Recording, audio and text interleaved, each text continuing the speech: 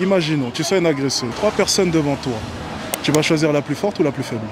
La plus faible. Pourquoi? Elle aura moins de chances de se débattre. On parle par exemple d'une femme qui marcherait seule dans la rue. Est-ce qu'elle a plus de chances de se faire agresser simplement parce qu'au final, la nature nous dit que la femme est plus faible que l'homme à ce niveau-là? En soi, c'est pas légitime du tout et je trouve pas ça normal, mais c'est vrai. L'homme a toujours eu plus de muscles, de force que la femme. Est-ce que tu as l'impression que les femmes se lancent plus que les hommes et osent plus que les hommes? Non. Donc au final, est-ce que ça a à voir avec l'histoire? Est-ce que c'est une question d'oppression ou bien simplement, dans notre nature même, on ose plus? Moi, je pense que c'est une question d'oppression aussi.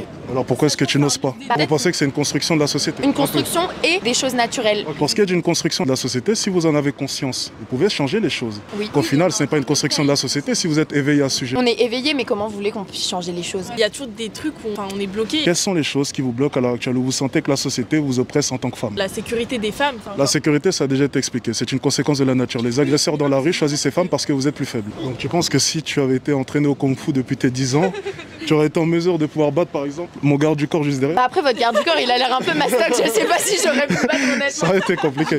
Mais je vois, est-ce que vous pensez qu'une égalité parfaite est possible si on étant différent? Bien. Non.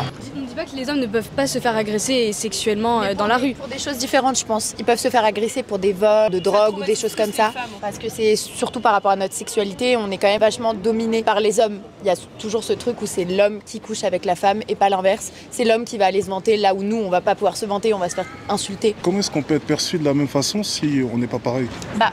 Est-ce que tu peux me montrer ne serait-ce qu'un seul homme dans cette rue où tu aurais potentiellement tes chances si tu te battais avec lui? Oui, non, il y en a pas là. Et donc au final, est-ce que la société n'essaie pas de te protéger en te disant ça? Est-ce que du coup, selon vous, il y a eu les propos vraiment d'un influenceur qui ont choqué la France? Une femme ne devrait pas sortir après 22h par un masculiniste, Alexis Tchens. Est-ce que selon vous, ces propos sont à bannir? Une femme, qu'est-ce qu'elle fait après 22h toute seule?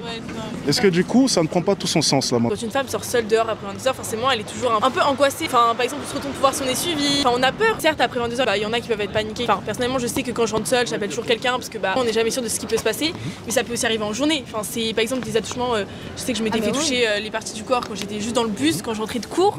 Donc ça peut arriver vraiment à toute heure de la journée. Enfin, c'est bien les propos qu'il a tenus. Déjà à toute heure, c'est compliqué. Alors après 22h, imagine. Mais il conseille aux femmes de ne pas sortir seules après 22h. Déjà qu'en journée, ça pouvait être dangereux. C'est dommage de devoir se dire que la société pense ça aujourd'hui parce que on devrait pouvoir sortir quand on veut et enfin. Ton point est super intéressant parce qu'il dit justement que si tu attends que l'État fasse quelque chose, tu vas pouvoir attendre longtemps, même le jour de ta mort.